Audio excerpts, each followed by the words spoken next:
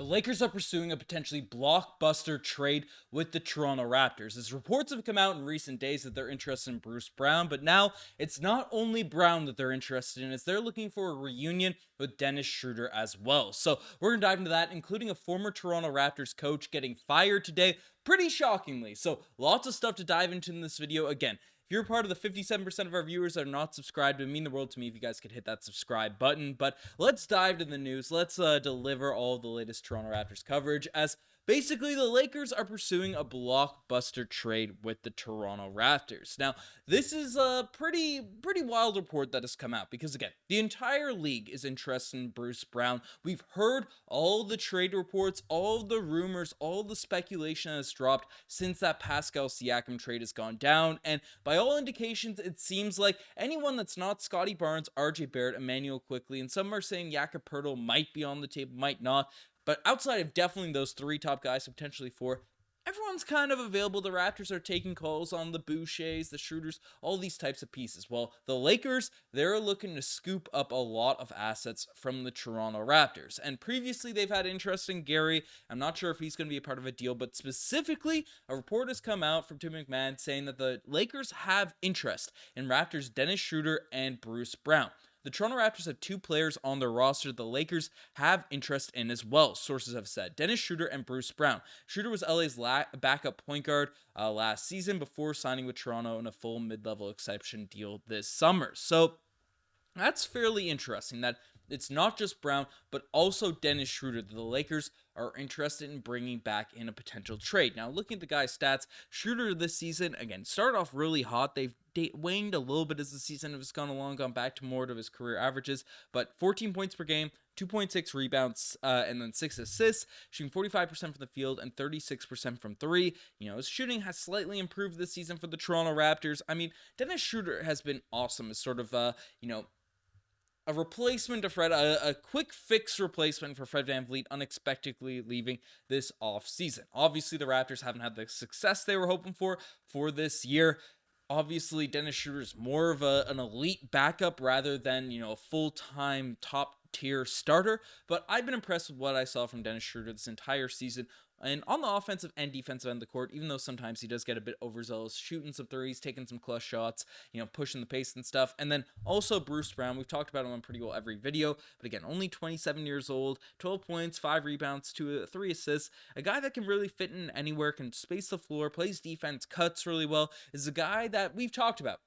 The Raptors are looking for a first-round pick as well as a player in return for Bruce Brown, and they think that they're able to get it according to multiple reports across the league. We have leverage right now with both Schroder as well as Bruce Brown. So what could the Lakers potentially offer for both of these guys to make a blockbuster package, a blockbuster trade end up going through? Well, let's look at the LA Lakers roster, because there's not a lot of guys on this team that are particularly encouraging. I mean, LeBron James, AD, obviously we're not getting any of them. D'Angelo Russell has been playing phenomenal as of late, but after the acquisition of Emmanuel Quickly, we have pieces on this team that can run the point guard spot. We're not bringing in D'Angelo Russell, $17 million, $18 million per year to sort of be a backup.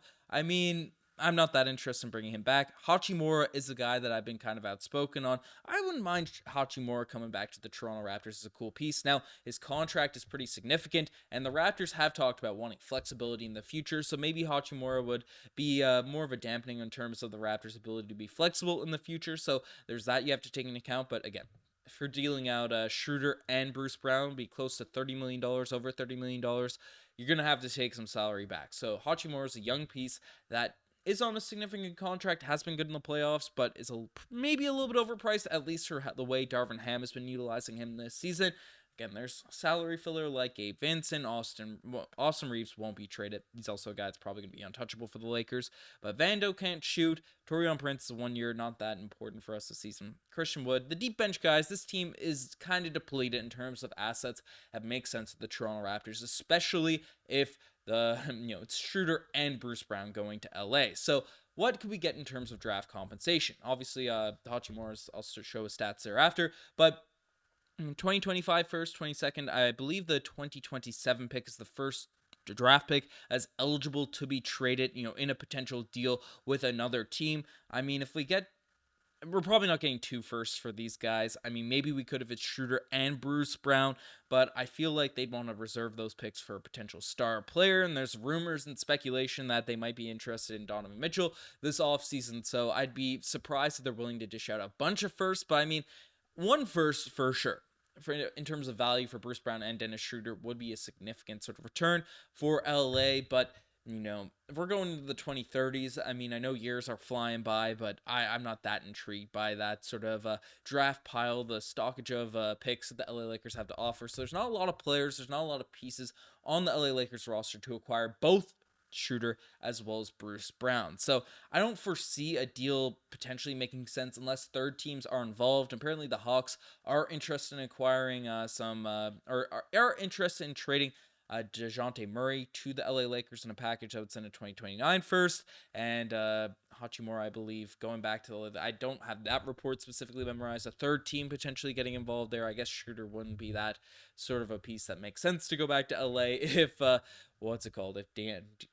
if DeJounte Murray is going there as well. So there's a lot of moving pieces, a lot of moving parts, but I feel like a three-team deal would have to be the case if a big sort of deal were to happen with Bruce Brown and Dennis Schroder getting sent to LA. But let me know what you guys think about the LA Lakers sort of assets and pieces. But the next thing we're taking a look at is a former Toronto Raptors coach fired pretty shockingly today, as the Milwaukee Bucks ended up hiring away Adrian Griffin as the team's new head coach this offseason. I speculated a lot that they might go after Nick Nurse, but apparently Giannis believed in Adrian Griffin. He was sold on the sort of interviews and his sort of fit as the coach of the team. But today, a little Woj bomb came out that really shocked everybody, as basically Adrian Griffin has been dismissed as the Milwaukee Bucks head coach, and basically it's because Giannis Antetokounmpo and apparently the rest of the locker room were basically lost faith in Adrian Griffin. Looking at the Bucks Reddit, apparently they had poor rotations. People criticize that a lot. Now I think pretty well every coach across the NBA gets criticized in the rotations, but apparently the defensive schemes weren't optimizing this